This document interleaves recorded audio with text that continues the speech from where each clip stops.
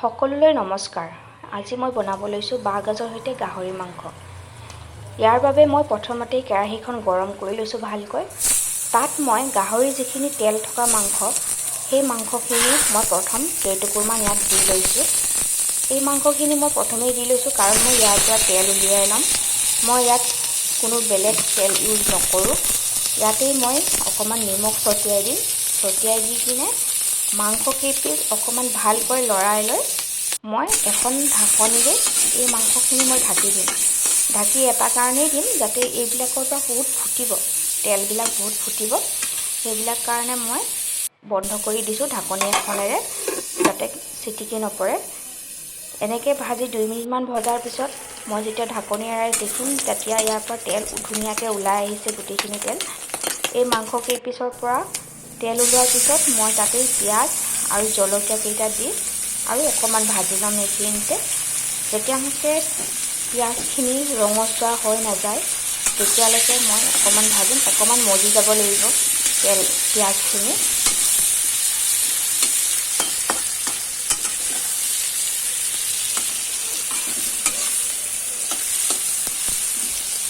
অকণমান দেৰি মূৰে মূৰে আমি লৰাই যেতিয়া ভাজি থাকিম পিঁয়াজখিনি মজি যাব ধুনীয়াকৈ। অকণমান নিমখ দিয়া আছেই যিহেতু, অকণমান দেৰি পিছতে এইখিনি ধুনীয়াকৈ মজি যাব। এয়া মজি গ'ল পিঁয়াজখিনি। ইয়াত এতিয়া মই আকৌ অকণমান লৰাই মেলি ইয়াত মই অকণমান হালধি দি দিম। হালধি দি কিনে আৰু অকণমান লৰাই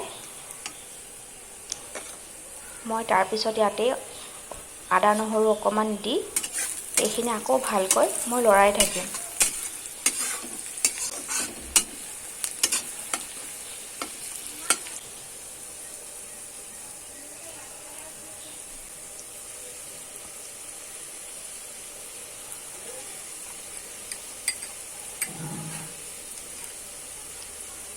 ইয়াত আদা নহৰু মই দি দিলোঁ। দি দিয়াৰ পিছত ইয়াত মই আকৌ অকণমান লৰাম, ভালদৰে ভাজি ল'ম আদা নহৰু আৰু পিঁয়াজৰ লগত গোটেইখিনি ধুনীয়াকৈ মিহলাই কিনে মই ভালদৰে ভাজিম। এইখিনি গোটেইখিনি ইয়াতেই ভজা হৈ যাব। গাহৰি তেলখিনিতে দেখিছে নহয় আপোনালোকে ইমান ধুনীয়াকৈ গোটেইখিনি হৈ গৈছে। ইয়াৰ পৰা তেল গাহৰি নিজৰে যথেষ্টখিনি তেল থাকে, গতিকে মই ইয়াত বেলেগ তেল দিয়াৰ কথা নাহে। ইয়াতে এইখিনিতে গোটেই বনোৱা হৈ যাব আপোনাৰ। এইখিনি অলপ সময় মূৰে মূৰে মই ভাজি ল'ম।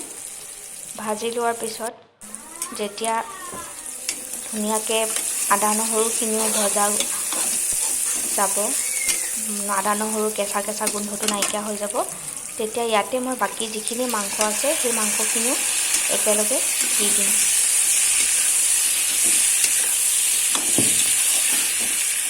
এনেকৈ প্ৰায় 5-10 মিনিট মই মাংসখিনি লৰাই ভাজি থাকিম। সেই গাহৰি তেলৰ মাংসতে এইখিনিতে অকণমান মই নিমখ দি দিছোঁ। সেই তেলতে গোটেইখিনি মাংস ধুনীয়াকৈ বনোৱা হৈ যাব। প্ৰায় অকণমান বেছিহে হৈ যায়। এয়াই হৈয়ে গ'ল আমাৰ প্ৰায়। এতিয়া আমি মাজে মাজে ভাজি থকাৰ পিছত যেতিয়া অকণমান বাকীখিনি মাংসও ৰঙা হৈ যাব তেতিয়া মই ইয়াতে বাঁহগাজ অকণমান দি দিম। বাঁহগাজ কিছুমানে খৰিচা বুলিও কয়। আমি আগতেই বাঁহগাজটো সংৰক্ষিত কৰি থৈছিলোঁ। আমি বটলত ভৰাই থৈ দিছোঁ।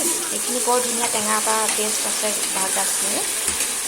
তাতে মই এতিয়া অকণমান পানী দি দিছোঁ। বাঁহগাজ দিয়াৰ পিছত মই বাঁহগাজখিনি ইমান নাভাজোঁ, লগে লগে মই পানী অলপ দিয়েই দিওঁ অকণমান লৰাই কিনে।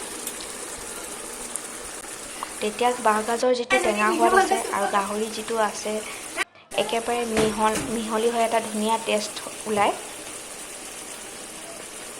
ইয়াত মছলাৰ দৰকাৰ নাই। এয়া আমাৰ হৈয়ে গ'ল বাঁহগাজ আৰু গাহৰি মাংস।